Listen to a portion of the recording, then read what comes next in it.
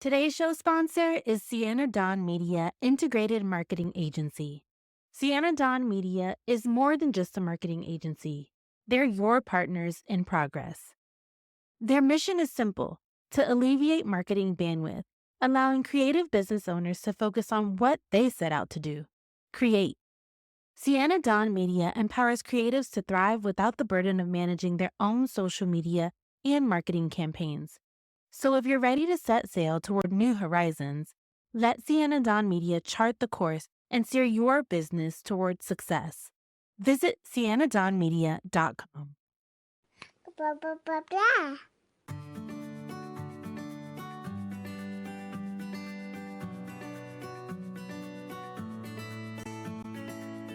Welcome to the Our Forever Smiles podcast, a podcast created to support mothers of children who were born with clefts and those who love them. I'm your host, Laura Arroyo, and I'm also a mother of a daughter who was born with a surprise cleft palate. I know the challenges you face every day. Whether you have just learned the difficult news of your baby's cleft lip or palate, you're in the midst of pre-op or post-op, or you're an OG cleft mom, this podcast is for you. In a weekly conversation, we will talk about everything from feeding and speech therapy to surgery and school. We'll share tips from guest experts and advocates, and even share a little joy in the process. You can listen to Our Forever Smiles wherever you listen to podcasts. Don't forget to subscribe and stay tuned.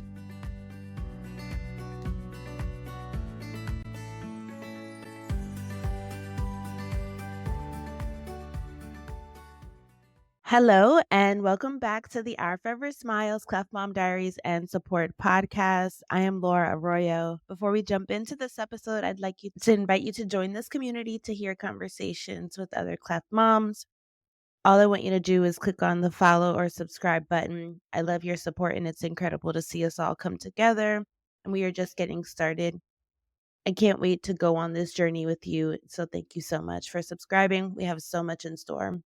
As a note, we are not medical doctors, and we do not intend for you to use the information that we share here as medical advice. We are parents and advocates who love our children, and we are sharing our own personal experiences. Today, I have a special guest. Joanne is mom to Zach Jacob Coates, who is now 18. And today is actually his first day in university. He's going to be studying film production. Joanne had Zach at 26-week pregnant in Cyprus, and he was 720 grams, given a 20% chance to live. And when he was 2 weeks old, he was flown to the UK and met his cleft team there. He was diagnosed with a bilateral cleft lip and palate and a Tessier type 3/4. Currently, he has had 16 surgeries and is undergoing complicated orthodontic work. So welcome, Joe. Hi. Oh, it's so wonderful to have you on. I want to give our audience here just a brief summary of how I came to meet Joe. As many of us, connect from Facebook groups, and it's actually one of those things that I feel like has brought so many people a lot of peace, a lot of reassurance. I actually came late into the Facebook group. I came late to know that there were even Facebook groups available. And I believe Just Sell was already about 3 months, and I was like, "Oh my goodness, there's all these communities online." And I just remember feeling like I was the only one. I truly felt like I was one in a million. But there were so many mothers that were there sharing their stories. So I joined all of them. I was like, "Click this one, click that one." And I joined every single group. And so I did. We noticed that there was a group where there was lots of spam. And so I reached out to Jen and asked her if she needed assistance in cleaning the group up and just making sure that we have a clear purpose there. And so it was to my surprise, is such a sweetheart. She has allowed me to run her group, and I have been forever grateful for that, because obviously we want to make sure that we are sharing the podcast with so many cleft moms who could use some of that reassurance, a support group, a community. They can hear other voices firsthand. And so I'm really thrilled and really honored to have Joe on the podcast today. So thank you, Joe. You're very welcome. It's lovely Thank you to so meet much. you. Yes, you as well. And so I wanted to start all the way from the beginning. You had Zach at 26 weeks. Mhm. Now, is Zach your first child? Was he your first child? No, I have a daughter who's 6 years older. No issues with pregnancy, went full term, and then I obviously got pregnant with Zach 6 years later. No real issues with my pregnancy. I was quite sick, morning sickness. All the tests and everything I had were all okay until we came to the 22-week scan. Mm. And at the 22-week scan, they did see an anomaly. Um, I then went back a week later and they said there is a form of cleft, but they couldn't. It was in Cyprus. It was under the military, the British military hospital.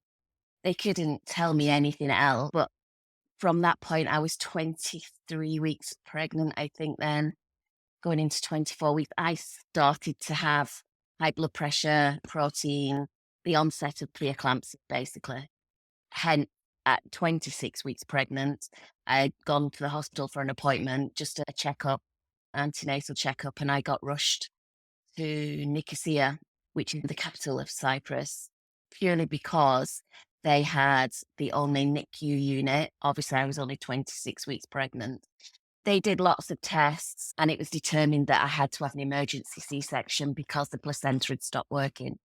Um, so my last memory of going into theatre was the surgeon, the very blunt, the surgeons in Cyprus telling me basically, your child, I didn't even know he was a son then, your child has a 20% chance of survival. And then I woke Mm. up. Yeah. Wow. So do you feel like the news of learning about his cleft affected your health and kind of made your blood pressure go wild? Um, I'm not sure. I did a lot of research 18 years ago is very different to research these days. You've got a lot more, like, we didn't have Facebook then. There wasn't a lot I found out about clefts, but I did get in touch with a cleft team in the UK who talked to me about nursing a cleft child. I wasn't worried. I obviously hadn't come across on my research his type of cleft, which is quite a severe, complicated cleft that basically affected his whole side of his face, from his cheekbone, lip, palate, cheekbone into his eye socket. That was a shock. But I don't think the period between finding out he possibly has a cleft to me then having an emergency C-section was the cause of my high blood pressure. It's something I think is in our family. Me and my two sisters have both had it, but Zach is the most premature in our family. Yeah. But it Wow. was a shock when I eventually, but I didn't see his face until he was 2 weeks old because it was bandaged up. Until we got back to the UK, I never saw the extent. Wow. Unfortunately, in Cyprus, they didn't have the expertise. So they basically bandaged the whole one side of his face, obviously with all the masks and it wasn't until we got back to the UK, within an hour, I met some of his team. They took the bandages off and I realized the extent of his cleft. Wow. And so I guess after you go into this C-section and the surgeon says he doesn't have a chance to survive, what was that like, I guess, if you can remember, when you woke up? Were you Yeah, I remember it vividly because I was in immense pain. Again, hospital care in Cyprus then, it was quite behind the UK. I hadn't had any pain relief. So I woke up in extreme pain, obviously worried about my child. I didn't even know I had a son at that point. But then once my pain management had been sorted, I was then told that, yes, I had a son, but he'd already been baptized because he didn't think he was going to survive. mm, And I didn't get to see him probably till about 6, 7 hours later, I was taken down, but wasn't allowed. Caring in Cyprus is very different to the UK. I wasn't allowed to go in the NICU. You were only allowed to see your baby in the NICU 1 hour a day. So the time we had with him was very limited. There was lots of issues that I wasn't aware of until we went back to the UK. Things like he had a hole in his heart. He'd had blood transfusions. Lots of things that happen with NICU babies that gestation, but I wasn't aware of it, and I didn't find out anything until we got back to the UK. Wow. Yeah, I was reading a book recently. It's called Choosing Ourselves. It's by Barbara Walker, and she had her son. This was in the 70s, and that's similar to the way that she described it. She said that they put him away in the NICU and Yes. they wouldn't really, you could see him from the window, but she wasn't allowed Yeah. to touch. Yeah. And they were really trying to shield her from Yeah. knowing a lot, and reasoning being from what she describes is that they were afraid of her emotional reaction or that it would send her into some sort of psychosis or something. Yeah, and Uh, I think in Cyprus, they just didn't have the expertise as well. Waiting for me when I got back to Manchester in the UK was the oculoplastic team. And there was, I think, about four of them. And straight away, they knew what cleft he had. It was a Tessier cleft, which is extremely rare. They just didn't have that expertise. And unfortunately, in Cyprus as well, back then it was quite Victorian, and a lot of differences in children, in adults were hidden away. And it still happens today that they're hidden away. And I don't know whether it's because they're ashamed of them or does not happen. And it's better than it was, but it still is an issue there. Mm. and so you finally in the UK and you're meeting with the team, and obviously it's like a breath of fresh air because you finally have some information, and also were they concerned at any point then that he still might not survive, or Well, it took 2 weeks for us to go back to the UK because there was lots of complications with Zach's dad and the military. That's a whole nother story. The military, the British military, because we were not married, basically abandoned us because they said they didn't have any responsibility to Zach and me because we were not married. I wasn't married to his dad. That is a whole other story. Eventually, when I got everything sorted and we managed to aeromed him back, it was when he was stable. And he was very stable flying back. We flew back in a Learjet, three medics and me and Zach in an incubator. And we flew back via Germany, met in Manchester airport by an ambulance and taken straight to Manchester. But he was quite stable at that point, although he was on 100% oxygen, at which he was on for quite a long time. And anybody that knows anybody in NICU, babies, parents of, your baby is up and down. yeah. Yeah, for sure. And how were you while he was in the hospital? Because at the NICU here, they in the United States, and of course now we're talking 2024, we're able to go and we can't stay. You can stay, but they don't make it comfortable for you to stay because they don't really want you to stay. And it is, I understand the reasoning why. It's because you'll lose your mind just sitting there staring I at your have to baby. say, in the UK, I know Manchester, NICU, they were brilliant. And you can stay, you have rooms, like an ensuite room that you can stay 24/7. You can go into the NICU 24/7. You can call if you're not there, you can call any time of the day. So they were brilliant. Yeah. What they have here is, well, I also have to only speak for my hospital. They have a recliner bed that's not, the most comfortable thing. You can sleep there and they won't tell you Yeah. to leave or anything. But it's obvious that they don't really want you to, like, it's not made for you to stay there. And but you can call and you can come. It's open 24/7 and you can go up there.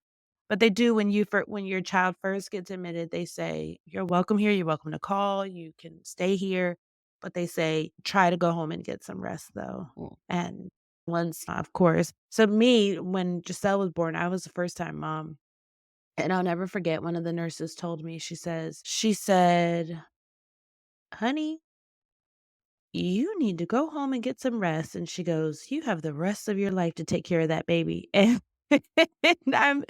she's of course, once Giselle was finally home and it was me up with her 24/7, I'm like, "I should have taken her Yeah, advice because I'm exactly. so tired." Exactly. Yeah. There was an element of that, to be honest. Well, for the first few days, I think probably for the first week I stayed, and the rooms were lovely. It was like a little ensuite room. You can come and go. They had kitchens for the mums and dads. But after probably about a week, bearing in mind I lived in Cyprus, but I was very near my sister. So I went and practically moved in with my sister for nearly 6 months.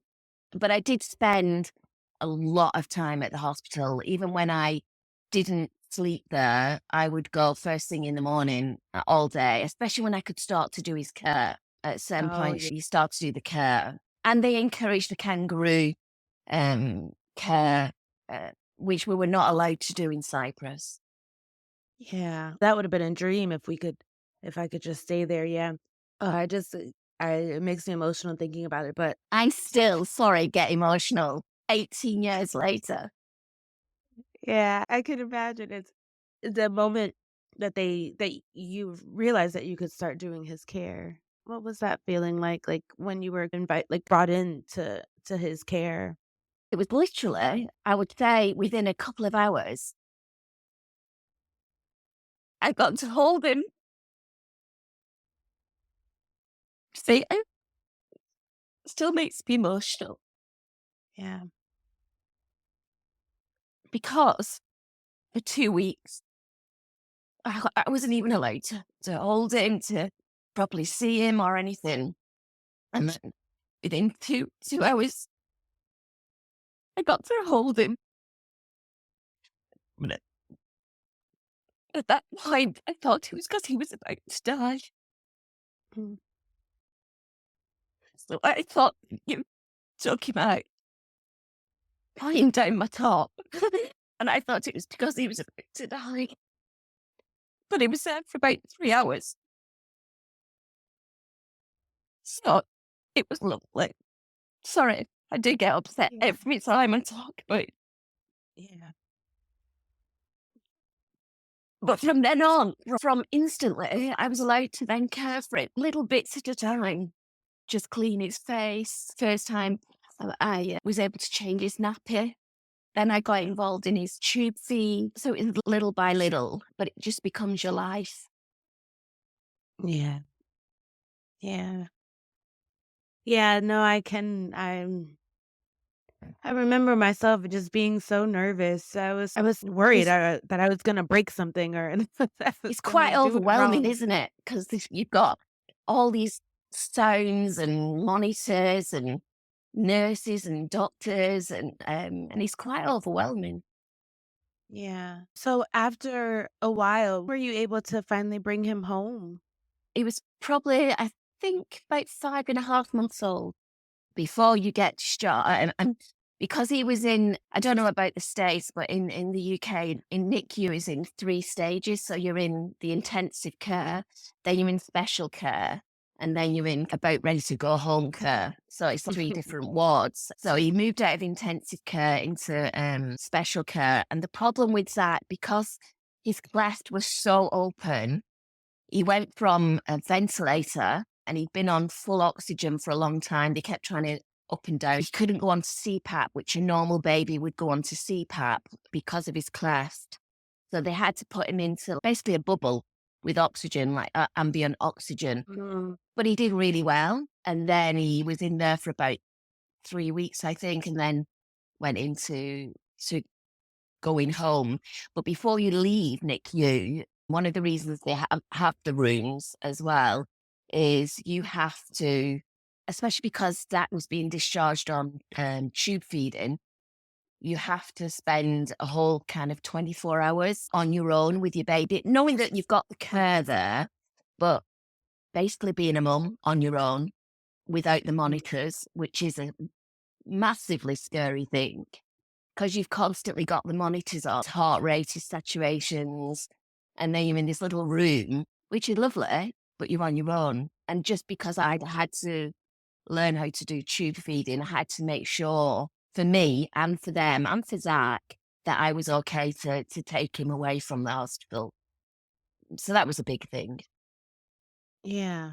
Wow, yeah, no, I can imagine that. What kind of support did you have during that time? Was Zach's dad involved in his care a lot, or your sister, or No, Zach's dad was in Cyprus, so a lot of Mm. it was me. But I bless my sister and my nieces and my brother-in-law. I took over their house. I literally took over the house. With he came home from hospital with all sorts of tube feed, boxes and boxes of special milk. I was expressing, and I was expressing like a cow. I was massively expressing.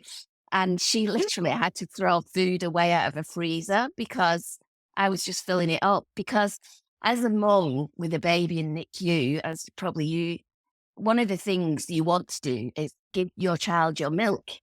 Mm. He couldn't feed. He wasn't physically able to feed, breastfeed. So yeah, I was pumping all the time. But my poor Wow. sister, we laugh about it now. She threw a lot of food away so I could put my milk in her fridge. Bless her. But they were very good. I couldn't have done it without my sampler. Yeah. And the care from the hospital, the district nurses and everything that help and support. It got to the point though, very soon after coming out of hospital, I couldn't do the tube feeding. I found it extremely difficult. Zach wasn't happy with it. So I persevered with the squeezy bottles and he very quickly went onto the squeezy bottles. Oh my goodness, yes. Okay, 'cause that's exactly what I was gonna ask, if you were able to could you tube feed the breast milk? That Yes. Yeah, I Yeah, did. okay, so Yeah. you would be able to tube feed that, and so then eventually he was able to come off. We were, I always say threatened. We were threatened with putting Giselle on a feeding tube as well, It's quite you know. scary, especially once I put it down the wrong position, and that just completely freaked me out. Yeah. It's I don't know, it just, to me, once they were saying that they wanted to do that, which of course, if that was the only option for her, but that is what it was gonna be, but Yeah. definitely not something that I wanted. No. I didn't wanna go home with a feeding tube. I found it to be very scary, yeah, to and then having to do it myself, and I know some moms do it like a champ. They know Mhm. exactly, what to do and how to take care of it, It but is it yeah, is quite a scary thing having to knowing that your child is relying on that for his food and nutrition and, yeah, I just very quickly, thankfully, Zach took to the squeezy bottles, which any Cleft mum with a baby knows is a very messy, especially his anatomy was quite open. He would have the milk coming out of his nose and everything, and it was just he grew, he thrived, so he was obviously taking it in. Yeah. What was your approach to it? Were you using a Haberman feeder during that time? Yeah, yeah. Yeah, and you would just, like, insert it into one of his cheeks or Kinda just in as you would normally, but as you have to work with their reflux, so when they're sucking, you're squeezing, it's just it um, yeah, and if you've not had a cleft child, you don't understand that, but it's not the normal way you would feed a baby because they do it themselves, but you have to do half of it, whereas they're sucking, but nothing's happening because there's no palate. You're squeezing. I don't know about you. I quickly got used to that, and I mm, much preferred it to the chew feeding. He was taking everything in because he was gaining weight. I mean, he even used to use you don't call it a dummy. What do you call it? pacifier. Pacifier. And I would sit there because he used to love sucking on it. So I would keep the pacifier in with finger and then he would Oh, hold it in as well. But he was quite good at keeping the pacifier, the dummy in. yeah. What was Zach's temperament like? Was he a happy Ex- baby or extremely happy, very laid back and still is. And I put it down. I do put it down to the NICU and his starting life. And he's been through so much, as a lot of our cleft babies and children have. And I think a lot of them do have that kind of laid back personality. I know it does depend on the parents as well. We are a big influence on our children, but Zach's still extremely laid back. Very. Yeah. I've never heard anyone else say that, but I would say that too, and I'm like, maybe I don't know if it's the right thing to say, right? But, I mean, she's my child. I always said that, like, I feel like all the things that she has gone through has made her so resilient and Yeah. made her, like, I don't know, I just felt like she's not really moved by much. It's one of those things that's really fascinating, and I said that myself. I said, "Yeah, I think it's maybe the time she spent in the hospital. Yeah. When we go there, she's their favorite patient because she's so easy to, "Hey, do Exactly. this, you need Yeah. to do this, stand here," and she's so agreeable and so happy. Yeah. Zach I always has been. Never, n- he was never an unhappy child. Children, I'm not saying he was perfect by any means because he wasn't and isn't, but he just took everything in his stride. He could talk to anybody and still can. Whereas my daughter is more the introvert, he's the extrovert out of my two. Oh, And I thought it would be, I really worried about it, thinking he would be the introvert. He looks different. Some people treat people with differences differently, but he's completely the opposite of what I thought he would be. And I think it's because they go through a lot. And if they're made aware early in their life that they are different and it's something to be proud of, I think that's a good thing. yeah. So, I know I've read a lot and talked to a lot of cleft moms as well. Upon diagnosis, I think a lot of moms just worry about what other people are gonna say and Yeah. think, and how were you able to navigate that aspect of it? Were you comfortable taking Zach out in public? How was it? If I'm totally honest, no, I was very apprehensive. Bearing in mind his cleft was quite severe. My first venture out of the hospital, when Zach got to the third room, I was so excited because they let me bring his pram into the NICU. And I used to put him in the pram and just walk around the ward with him in the pram. And then one day they said, you can go for a walk outside if you want. I went, really? Oh, wow, that's exciting. But I had to take two nurses. So I had little bodyguards. So we packed up the pram with Zach in, and I was so proud of him. And underneath the pram, there was the oxygen bottles. He wasn't on oxygen, but they had to take it just in case. Mhm. And the two nurses came with me just in case. And we went out for a walk. It's a huge hospital in Manchester. Out the front door, across the road. And I remember it vividly. We went to the post office across the road. And it was an old couple walked past. And as some people do, went to look in the pram. I think they were being slightly nosy because they could see two nurses with me. I said, "Oh, have you got a new baby?" I said, "Yeah." They're proud of Zach, and they quite plainly flinched when they looked at Zach. Yeah. So my instinct then was, this mummy bear instinct kicks in massively, and you just want to protect your child. But from that day on, I thought, "Do you know what? I am not going to hide him." Mm, mm. And it made me more determined to embrace his differences and to educate people.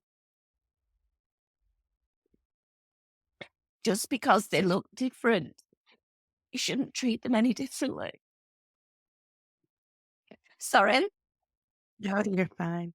You're fine. And I think some of it is ignorant, not educated about differences. But it's just throughout Zach's life, it's made me more determined to show his differences. It's made him stronger. And um,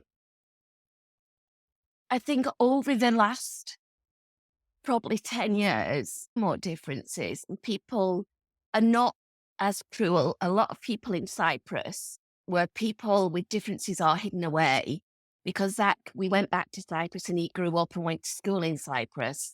It has been hard. And I've become massively protective over him. And I'm not saying I would turn to violence, but you do anything for your child. Do you know what I mean? And I have approached people in a supermarket who have been quite visibly staring Zach. He's oblivious. And I have approached them in the past and said, why are you looking at my son like that? Would you like to ask a question? But Zach has been around that and heard that. And it's made him deal with rudeness head on as well. And he has gone up to people and said, do you want to ask me anything? Why are you looking at me? And for him to be stronger, in a way, I think has helped him as well. But I'm not going to lie, I've wanted to punch people in the past when they've been so rude. I haven't, but I have become extremely protective, but equally more determined not to hide him away. Yeah. I think that is one of those things that is really helpful, like, having your child see the way that you react to people builds their confidence as well Yeah, and builds their ability to speak up for themselves. And we have seen this sort of shift in society where people are more, yeah, loud and proud about who they are, yeah, different or not. And I think that is coming from this group of powerful mothers that are not sheltering their children or yeah. hiding them away or not running from that. I still can't remember who, but I remember when Zach was a tiny baby and it was somebody from some Cleft community that I must have been in touch with. I can't remember, but I still remember them saying to me, take a lot of photographs. Take a lot of photographs because your child changes. Unfortunately, my mum didn't. And I can't even remember. This person said to me, my mum didn't. And I've got no idea what I looked like. Mhm. And be proud, but take a lot Yeah. of photographs because they do change immensely. Yeah. That is the one thing that I always say, and I've shared on the podcast as well, is I wish that I had more pictures. And that's why I encourage people. I think the shock of the diagnosis, you're so involved with doing so many other things. You're on the Yeah, move, you're going to all these appointments. You don't really have the time to think about, hey, this is a great like picture moment. Or I know I speak for myself when I say that. And so I want to remind mothers to do that. That yeah, yes, take all of the pictures because some people don't when you're initially diagnosed, you're in shock and you don't want this. Of course, you're like, why is this happening to me? But yeah. then when they have their first surgery or when things start to change, you're like, wow, I missed what they look like. Exactly. You miss them from the way they were, although you know it's better for them and it's a step forward in their transformation. You do miss their cleft smile from previous surgeries. Definitely. Zach's been through major reconstruction and I still remember his face and before he had any surgery and he had a beautiful smile, but it had to change. And it's good that it did change. But if you don't have the pictures, you forget about it. Yeah, I mean, we're talking what is it? 18 years later? Yeah, Yeah. I've got thousands of pictures. Wow, I love that. I love Yeah. that. And Zach now he's asking more and more. I've written a book, and Zach still never read it. And the book is about him and everything he went through up until I think he was and he's never read it, but he's asking more and more. And Zach wasn't aware that he looked different until he was about 5. And he came home from school. No, he was 6 because he didn't start school till he was 6, and wanted to know why his eye looked different to everybody else's. He didn't ask about his mouth, his lips. It was just on his nose. It was just his eye. And I said, that's just the way you were made, but the doctors will make it like other people's eventually. And that was it. He was happy with that. And the one thing I've always said to Zach is, you're unique. Nobody else looks like you. You will always stand out in a crowd, but you need to be proud. Yeah, for sure. So that was his first time asking you about his difference, but does he have any, not traumas, but is there any hesitation when he has, like, another appointment or anything around, like, his medical care that he's just tired of it? Um, for the last 2 years, the surgeons have since he's, about a year and a half, since he turned 17, he's signed for his consent. I still Mm, go with him to all his appointments, I still manage all his appointments, but the surgeon, and the surgeons, different surgeons, ask that what he wants, um, mm, because he'll be under the Cleft team. I don't know about, I know it's different in the States, but in the UK, you're under the Cleft team, a big team of specialist surgeons, and you're under them for life. So he will be under that Cleft team for life. And we're lucky in the UK that he can maybe in 10 years' time say, can you please do a surgery on my nose to straighten it? Yeah, no problem. So from now on, it's up to Zach what he wants. And 18 months ago, he went in an appointment with the new plastic surgeon we'd gone to. And he said, Zach, please tell me what you're not happy with and what do you want going forward. And Zach sat there for about 5 minutes silent, and we'd had a long chat with him about it. And then he said to the surgeon, can I just have a look in the mirror? And do you want to come with me to the mirror and I'll show you what I'm not happy with now? And he went to the mirror and he said, I want you to make my eye a bit more like the other one. Okay. Not so happy with my lip. And maybe in the future, I might want my nose straightening. And the surgeon said, yeah, I would have said exactly the same. We'll do it in stages, blah, blah, blah, blah. And this is so he's had quite, last year he had 3 surgeries, quite major reconstruction. He had bone taken out of his skull, implanted into his cheek. They made an eye socket, a new eye socket. He moved his eye, so it's more symmetrical. Then they took a skin flap from here underneath his eye. He needs some minor surgery on that, but it's made such a difference. He's much happier, and they've suggested that he has major jaw surgery after his orthodontics to bring his top jaw forward, which will make a big difference. And that's the surgery that he's discussed going forward. If he wants anything after that, will be down to Zach. And he's happy with mm, that. yeah. Oh, that's wonderful. Yeah, we don't have care that way. I think that after a certain age, so what happens in the US, and somebody can correct me if I'm wrong, but you have to have continuous care. So you can't, we do have cleft teams. Giselle is under the care of a cleft team, but if she misses one of her annual appointments, they consider everything after that to be cosmetic. Really? And Wow. yeah.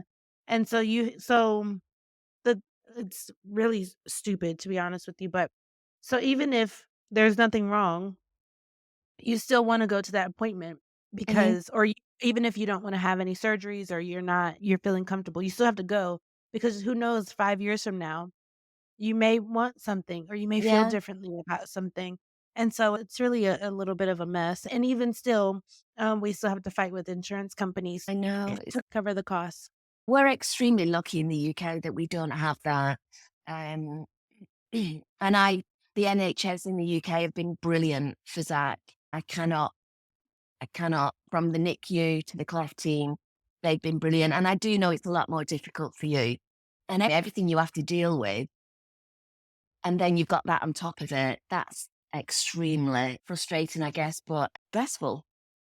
Yeah, it is. Luckily, Giselle has been okay, but so many families have to, you're on the phone all day just fighting with them, and it's just so wild because it's, yeah, this is necessary. They need it to breathe and eat, and Yeah, exactly. it's the wildest thing. Um so I wanted to ask a little bit. I know you were talking about that going into school, and you mentioned about, like, his questioning of any of it, and he hasn't had many questions about his care or growing up or. No, he's just taken it in stride because we went back to Cyprus and over the years we've only moved back to the UK. I've moved back the last 12 months, 2 years ago, to continue his education in the UK. So for the 16 years, we were traveling backwards and forwards to the UK for surgeries, for after appointments. And Zach would just take it in his stride. I have never, touch wood, had any issues with Zach, with surgeries, with appointments, apart from the big surgery he had last October, which was about a 10-hour surgery. When he came, he's still under the Cleft team in the children's hospital, but because he was 17 and a half, he had to then go into the adult hospital when he came out of surgery, basically. And he didn't like being in the ward with a lot of old men. And that is the first time in his life that he's complained and said, Mum, I want to go home. And he was in for 3 nights. 2 nights, sorry. They let us go home the third night because he was just so unhappy. He started crying, but it was not the surgery. It was basically, he didn't like the old men in the ward. And I said, Yeah. unfortunately, going forward, you're going to still have the same surgeon and the same team, but you will be in the adult hospital. You cannot be in the children's hospital. And that is his only issue. And I think because as well, he got spoiled in the children's ward and little Yeah. treats and blah, blah, blah. But the nurses were brilliant with him. They were brilliant. But Yeah. that's the only issue in 17 and a half years I've had with him. Yeah, funny isn't quite the word, but it is this warm feeling I would imagine that you had. "Oh, it's not my baby anymore. I know. You have But to." then he's still in the hospital the day after surgery. I said, do you want to go for a walk? And bear in mind, he's 6'1", 6'2". I said, do you want to go for a walk because you need a little bit of exercise? He wants to get you up and about. And he's had a big brain surgery, facial reconstruction. He said, Jen, we're walking down the corridor. He said, can I hold your hand? And I was like, oh, he's still my baby. Oh my Bless goodness, him. I'm gonna cry. I was Oh like, oh, goodness. bless him. So they still Yeah, need you, even when they grow up, they still need the mums and the dads. for sure. So how were you able to you had a 6-year-old during when Zach came into the world, and so how just in growing up, how were you able to manage having your daughter and It was difficult because for a lot the past few years, I was a single mum as well. And it was difficult, but I was very lucky that India, my daughter, was like a mini mum. I worried about her thinking that she was my only daughter for 6 years. And then Zach came along with all the special needs, surgeries, me time away from home, all the extra attention that Zach got. And I really worried for her. Again, I've never had any issues. She was my little mini mum for Zach. He's always looked up to her. She's always been the bossy big sister, the little mini mum, and never, and still, she's his big sister. I've just been really lucky that she has been so accommodating and looking after Zach, and not. We probably in her teens. Don't get me wrong. She a couple of times she would say, "Oh, you've always favoured Zach," but it was a teenage strop. She's always had Zach's back, and equally, she has always been his big sister that he's always looked up to. wow. And you created the Facebook group online, and the group now, I think it probably has almost 6,000 members Mhm. in it. What was your thought process in wanting to build that? And again, when I had Zach, I didn't have support system. And now that you can talk to other mums freely online and Facebook groups and the social media as it is today, I didn't have that. And over the years, and I've got in touch with more and more mums, and specifically mums with Tessier clefts like Zach's. Um, I think it's good that you talk, you share. And that was my thought process behind that for other class mums, but just with life and everything that happened. And I stopped monitoring the group. So I was so glad that you came along and took over. And I still want to have an input. I just life overtook and I didn't have time. I was running my own business, single mum of 2 children. So yeah, I was so pleased when recently you've come along and took it on board and got it back on track. But I love the fact that with social media and the internet these days, you can research, you can share. And I think it's something, especially within our left family, if you like, that is good to do. What do you think you wish people knew about children that were born with a cleft lip or palate in general? And I still think there's a lot of education needed.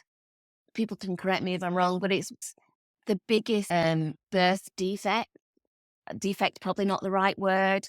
I know it's politically correct and all whatever words you want to use, but in the world, but there's still a lot of uncertainty. One question Zach did ask me when we had a genetics appointment, he asked me, "Did you smoke, Mum, when you were pregnant?"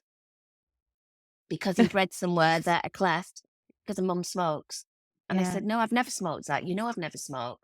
Ah, okay.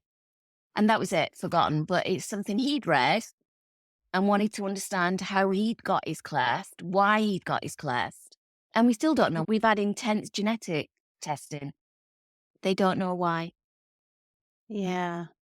Yeah, that I would imagine if it was me, and I think women are a little bit different than men, but I would be so curious. I would have so many questions, and it's Yeah. so interesting when I talk to other moms with their boys, they're like, "Mm, nope, they don't ask anything." Boys are very different. Zach has asked me recently, "Do you think I'll ever get a girlfriend, Mum?" Yes, you will, Zach, but that girl will be a special girl because she'll see past your facial differences and see Zach, and that will be special. Yes, it will be, and yes, he will get a girlfriend, of course. But he's a teenage boy. He's obviously looking Yeah. at girls, but still, facial differences. I have been asked many times, "Is he okay?" Mhm. What do you mean, is he okay? Is his mind okay? Because his face looks different. A lot of people, uneducated as they may be, look at clefts as there is something Yeah, else. Still not known. There's not a lot of knowledge out there, I would say.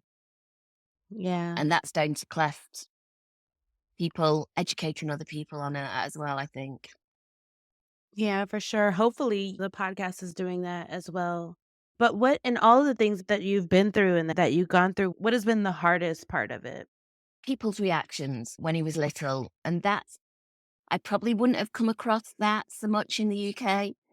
In Cyprus, just the way it was, I've had to be extremely careful about a fine line between protecting my child and hiding him away and not wanting to hide him away and exposing him to people's reactions. And it's been a very fine line over the years because I've wanted as a mother to protect him and to protect him from cruel people.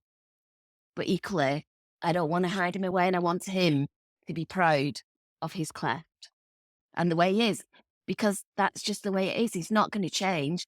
We can make his appearance and the surgeons can make his appearance different, but essentially, he will always look different. Yeah. And that's something he has to learn to accept and be proud of and be proud that he is unique. And he did say to me the other day, "Yeah, when people meet me, they never forget me." I said, "No, because you're unique. Nobody else looks like you, Zach. Be proud of it." And that's just the way we've dealt with it. But I think that's helped him. Yeah. Do you have any advice for mothers that are maybe struggling with that or worried that the way that other people will react? I think you need to take a deep breath. And if people are staring, it's human nature. I would do it if somebody walked in and they looked different. If I was sat in a bar or a restaurant, somebody looked in, it's human nature to look, but it's not human nature to be rude. And some people aren't educated, and some people can be quite rude, but you just need to be strong and take a deep breath. And it's good for your child to see that you are proud of them because Yeah. that gives them confidence. And as easy as it may be to want to hide your child away to be protective, there's a very fine line that you don't want them to think, why should I be hidden away just because I look different? They need to be feel they need to be made to feel proud that they are different. And it's quite hard as a mother or a father, as a parent. It's quite hard because your instinct is to protect and be that mummy bear, but in the long run, it's not good for the child. Yeah, I agree. I completely agree. And just in closing, what do you think has been the biggest lesson that you've learned? What's the biggest life lesson that you've taken away from your journey and Zach's journey?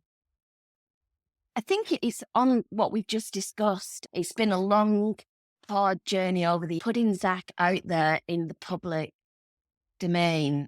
I've always been proud of him, but I'm very much aware that people look at anybody, whether it's facial, body differences, there is an element of cruelty out there still. And I try and put it down to lack of education.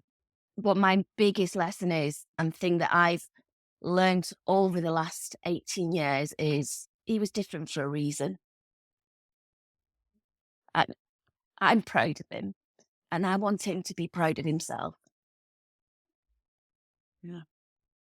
I love that. Thank you so much, Joanne, for sharing your story here with us today. I Sorry so for appreciate crying a it. couple of times. Oh, I always you do. wouldn't b you wouldn't be the first and you won't be the last, but I'm just happy that I'm able to have this space with you and that you're able to share your story and willing to share your story and willing to share Zach's story with us here. So thank you. I appreciate that. Thank you. And thank you all for listening to the Our Forever Smiles, Cleft Mom Diaries and Support podcast. Be sure to subscribe and submit a review wherever you listen. I hope that you've enjoyed this audio experience. Maybe you cried a little, laughed a little, but more importantly, I hope that you feel a little piece of reassurance and even joy in your journey. Talk to you next week.